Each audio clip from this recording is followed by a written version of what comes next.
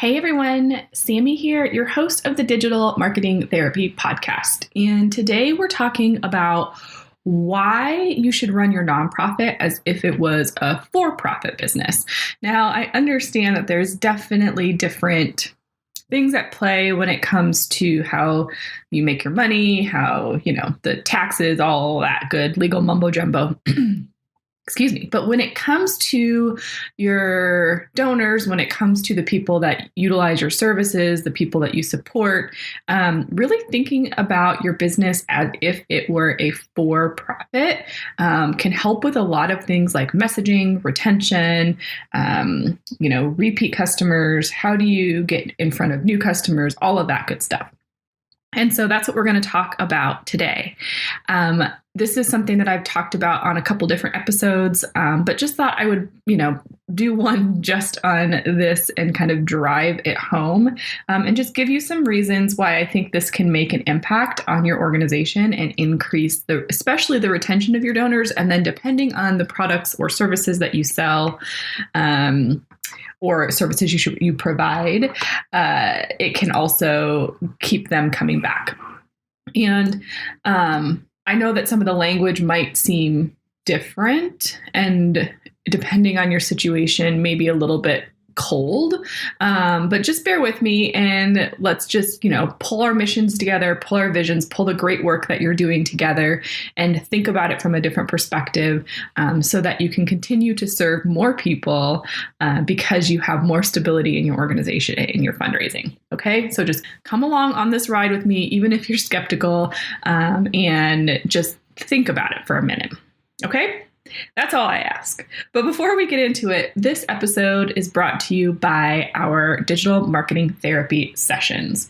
So if you are listening to this and you're thinking, okay, yeah, we might need some ways to kind of brainstorm this, I'd be happy to sit with you for 30 minutes and walk through what your goals are, what you're trying to do, what you're currently doing, and see if we can't help you tweak some things and tweak some language, tweak some outreach, whatever it might be to help support some of the things that we're talking about in this episode. You can sign up for those at thefirstclick.net/office hours. Again, it's a 30-minute Zoom call. We'll record it, get it over to you, and you'll have everything that you need. Okay?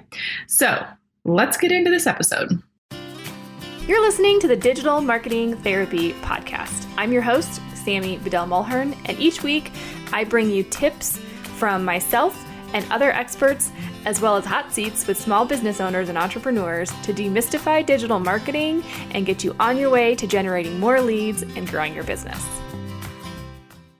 So when I started my consulting company 4 years ago, we were working with a wide variety of clients. We were working with people in the naturopathic medical space. We were working with schools. We were working with nonprofits. We were working with commercial cleaning companies, right? So all across the board. And I just became a sponge and really wanted to learn everything. I knew the things that I needed to do. I started learning some skills on some other things like back-end tech things. I started researching. Anyway, I just started taking everything in because I really wanted to learn from people that had come before me, not reinvent the wheel, not go crazy, and just kind of put some systems in place to be able to be effective, to run my business, to support my clients.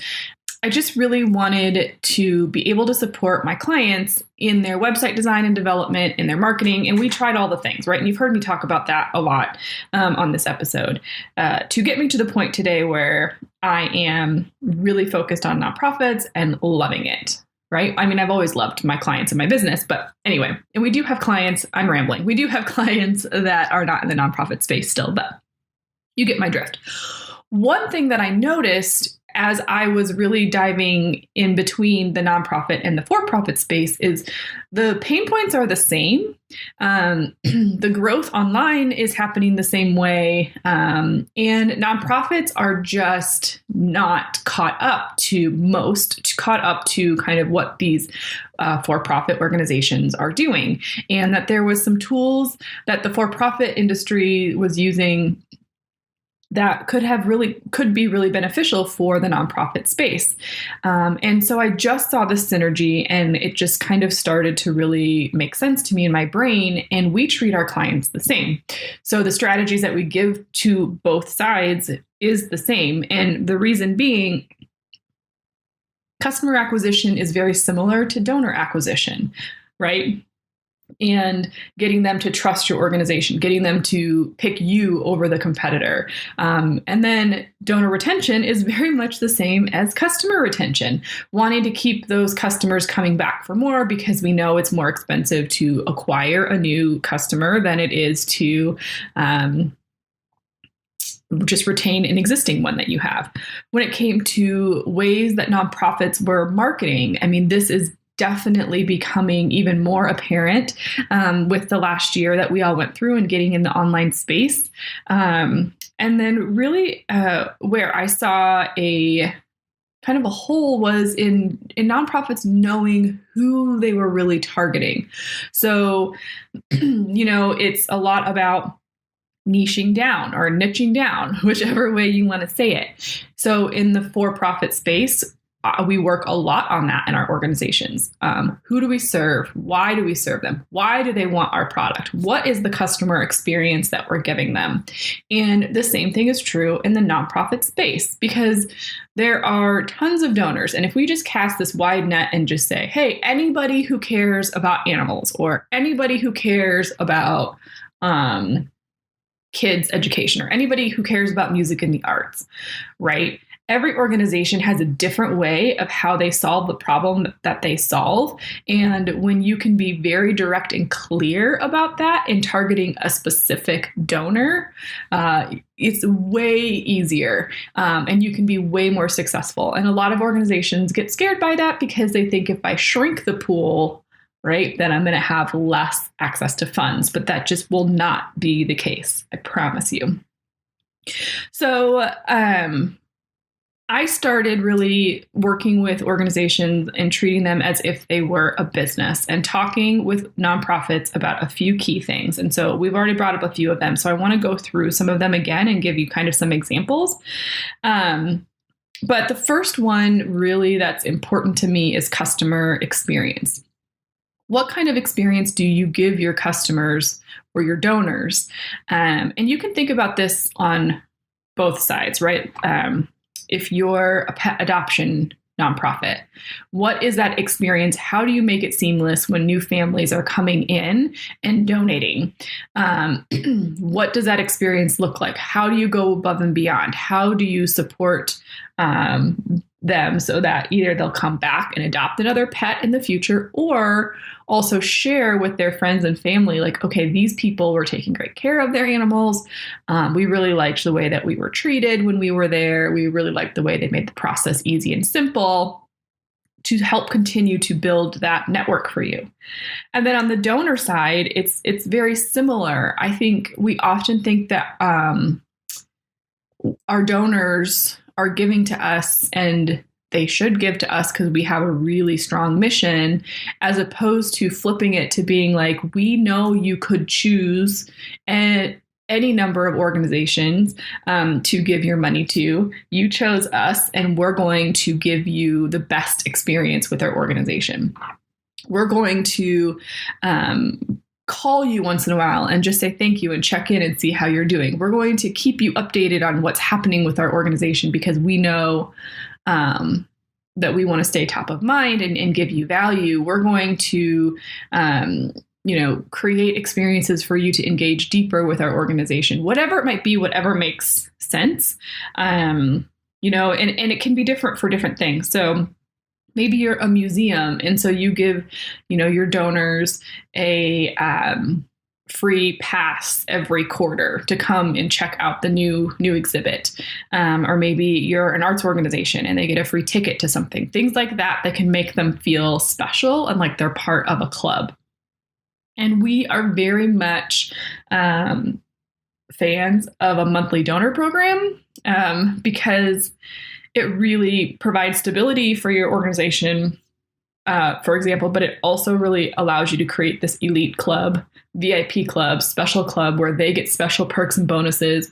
And I want to challenge you again here, whether they give you $5 a month or they give you $500 a month or they give you $5,000 a month. Wouldn't that be nice? That we treat them all the same.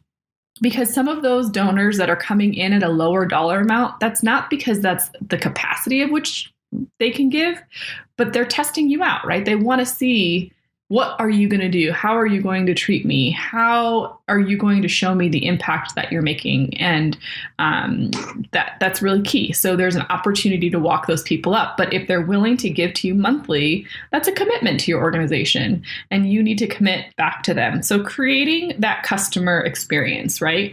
Like I think about shoes and Nike versus Adidas, right?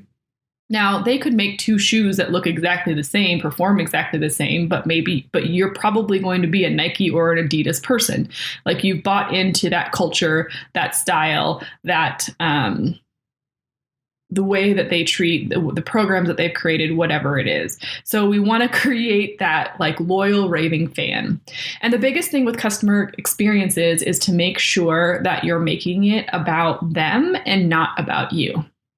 Okay, yes, you're sharing your mission, but how can you personalize that to where it's, okay, so let's say you support your organization is an after school kids program. So maybe you segment your donors, and when you're talking to them, you're reaching out to certain people specifically about the arts programming that you did. Here's some really cool artwork that just came out of our after school program. And maybe for others, it's music. And so you're sending them sound bites of the stuff that the kids are learning. Maybe it's STEM. And so you're showing them kind of the cool advances that, now the kids that have come through our program are performing, 20% better than they were last year, whatever it is. So the more you can personalize that to what your donors are interested in, that's creating that customer experience. And with automations and email and your CRMs and your donor management, all of those things, these things are possible and very easy to do. It just takes a little bit of time to set up, but it pays off big. Okay. So customer experience. I want you to really sit with your team, brainstorm, think about what can we be doing to make our donor experience more personal, more exciting, more engaging, and really specifically so we're reaching out to them often without an ask, but just to make them feel like they're a part of our organization. So that's going to lead to higher retention and donor growth when we all want that, right? Higher retention of donors is so important.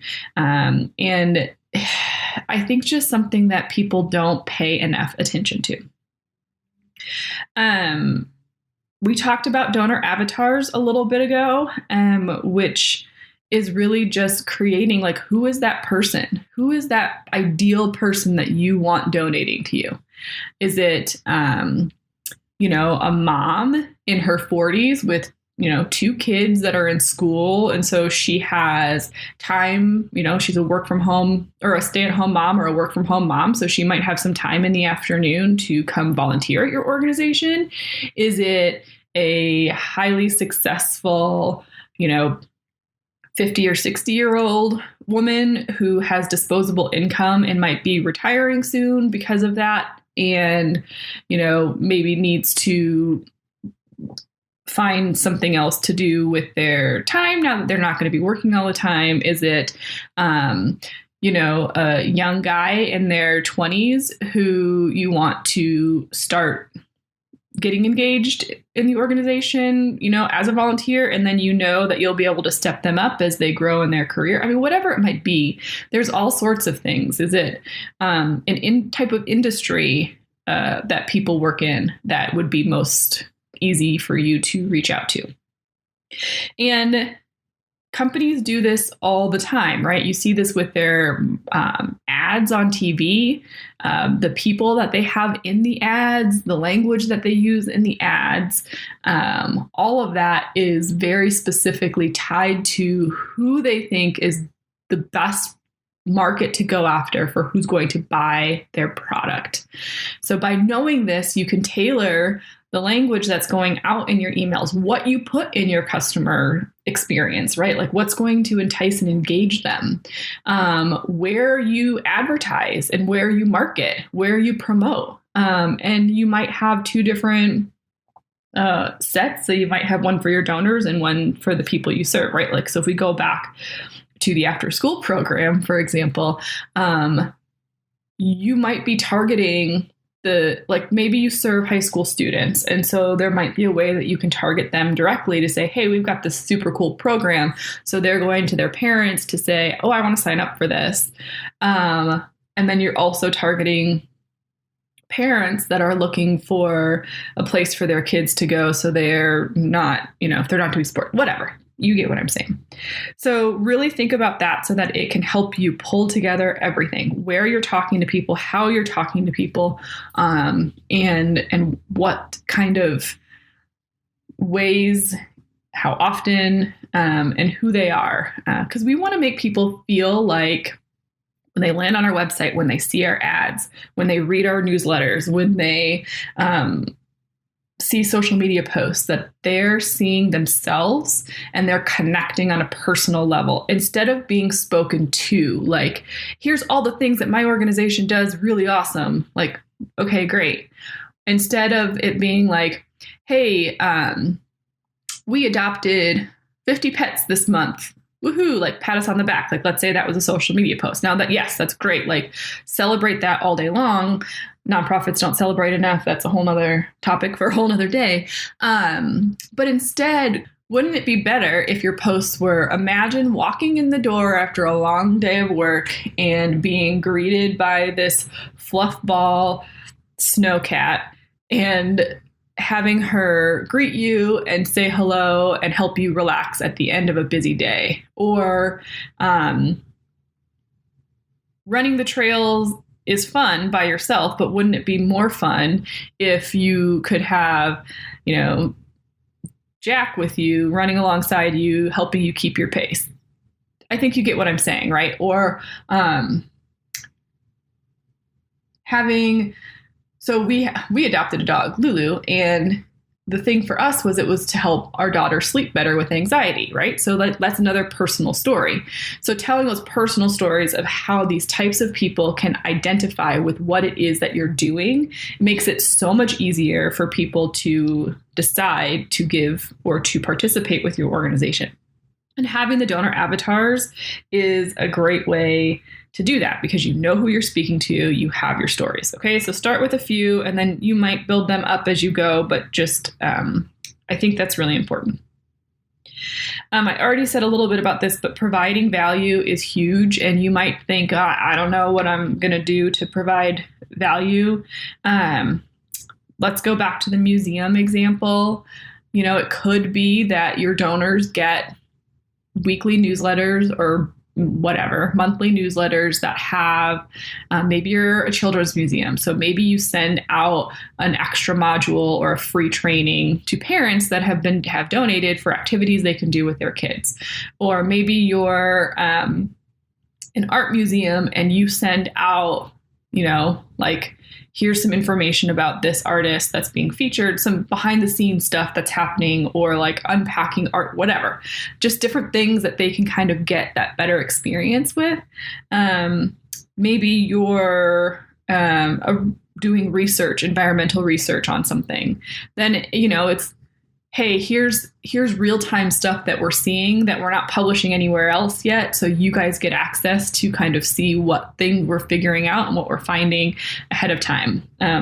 If people are giving to your cause, they care about what you do. So giving them those little snippets, those sneak peeks, giving them extra, if you're that back or after school program, right? Like maybe it's sending home worksheets or emails or extra activities, or, maybe they get coupon codes to discounts on your partner programs, right? Businesses that are geared towards kids. So just think about all those things and how can you provide value? I had a client that has a community garden. So I said, what if you sent out recipes from the things that you that you can make out of the things that they grow in their community garden. Because then it's doing dual purpose, right? You're able to talk about your community garden and what you're growing and kind of your mission stuff, but then you're also giving them like a cool thing to get in their inbox, right? Or gardening tips, like here's what we're doing right now to get ready for spring. Things like that. Okay, so provide value. It makes it so much easier when you ask, because they've been taken along on this journey as far as your mission goes, and they feel stronger, a more strong connection with you. And when you make that ask, then it's like, okay, yeah, that's a no-brainer, because we've already seen all the amazing things you've been doing along the way. And then when we get to marketing, I think this is a big differentiator between the for-profit and the not-for-profit space. So marketing, especially online, is really it just is the name of the game these days. It's something that you have to do. And it doesn't mean that you have to do all these things. It doesn't mean that you have to do them all right away, or spend a lot of money even, but I just want you to consider. So nonprofit websites, having a website, again, is just a no-brainer. It's something that you have to do. And I think it's something that most organizations need to streamline and kick up a notch, just being honest. And especially donation pages and making things easy. So your customer service or your customer experience is interwoven into all of these things, right? When they land on the website, they're seeing themselves. They're really clearly understanding what it is that you do. And they have an easy space to go make a donation. They have an easy space to go register for whatever services you offer, to buy tickets, like all those functionality things that all the for-profit companies have as a just standard. If you can do that, you're stepping ahead of a lot of organizations, many probably that are in your space, and just making that user experience so much easier. You're also saving staff time. So you think about the customer service experience that you get from your favorite companies, right? The live chat option, easy returns. I can find the FAQs for things. I don't need to make a phone call. I can easily send them an email. I would just pick one of your favorite companies for customer service that you have out there and see what they do and incorporate some of that. Yes, some of the things that you're going to be getting asked are going to be different, but if you can wow somebody with customer service and the way that you respond, if it's something as simple as changing an address so that they get their tax receipt delivered to their new place, or maybe they need to change the designation for their donation. Maybe they want to up their like something as simple as up their monthly donation. Like, how can we make these things easy? How can we follow up quickly? And how can we really make them feel special? I think the for-profit space does a great job of this because they have to. And if you can do this too, it helps just to elevate your organization and make you stand out above the rest. So then after your website, the big thing for me is email marketing. Email is my favorite thing, and I think a tool that is so powerful and useful. I talk about it all the time. It's not expensive, and it doesn't have to be overwhelming and cumbersome. So just have a plan, get things in place, set up your welcome emails. I can put some links in here for some other episodes that we've done. But you get emails from the for-profit space all the time. And, most of them, if it's retail or e-com, most of them are related to making a purchase. But there's a lot of organizations that are doing things really well with their customer experience and sending out weekly emails that provide value, going back to providing value. Communicating and sharing, giving people information, giving them more touch points, keeping you top of mind so that, it could be you don't even ask them to make a donation, but they've been thinking about making a donation to an organization. You've kept them in the loop. You've kept them, knowing what's going on. So they're like, oh yeah, we'll give to them because they've been awesome and they've been, not asking all the time and not making me feel like all I'm getting is an ask. And this is especially important because I think I mentioned this earlier. If you're not emailing your list ever, your donor list, and I'm sure you have a good one, And then all of a sudden, 6 months, I haven't heard from you. I gave you a gift, got my tax receipt. That was great. And then the next email I get is 6 months later that says, hey, time for our annual giving campaign. Will you give to us? Well, maybe I will, but probably not, because I don't know what you've been up to for the last 6 months, and nobody called me or did anything or said anything. And so I have no idea what you've even done with my money. So I think email is super important. Beyond that, obviously, nonprofits have the amazing opportunity to take advantage of the Google Ad Grant, which is a perk that you guys have that the for-profit industry does not have. I will again link that episode in the show notes that we did with Grant Hensel, Nonprofit Megaphone, in case you don't know about the Google Ad Grant, but that's an amazing tool. And then let's go back to your donor avatars and figure out where else you're going to participate. So if you're going to do social media, if you're going to do content on a regular basis, which I also recommend, is that in the form of a podcast? Is it better to do a YouTube channel? Is it better to just write blog posts every other week? Whatever it is within the capacity of your team to be able to get those things done, but then also who are your donors and how are they going to most want to consume that content? And it might be a combination of both, right? So my podcast show notes, or my podcast is audio, and then I have show notes on my website with a full transcript so people can take it in both ways. We've contemplated playing with video, but for now, that's just not something we're ready to do. So figure out what works and get out there. You'll see, like food bloggers do this really well. I know you might hate them because they have these big long blog posts and then they have like the recipe at the very bottom. But they're also creating that customer experience. They're going after the demographic that is going to want to be a part of their life, right? Feel like they're in their kitchen. Like they're talking about what their dog did that was super cute and how it inspired them to create this recipe. And they're taking you on this whole journey and this whole story. So how can you do that with your content and your marketing? How can you do that on your social media? Where do you go on social media? And again, I think we all feel the need to do all the things. So we have to be on Facebook, Instagram, Twitter, LinkedIn, Pinterest, all of them. Don't do that. Just start small and start with your donor avatar and go where they are already playing. Okay. The last thing that I'll say about your marketing is be intentional with what you're doing and be intentional with who on your team is doing what, and make it just as important as some of your other fundraising activities, because your marketing needs to be consistent and ongoing. Just like we don't want to email our list once every 6 months.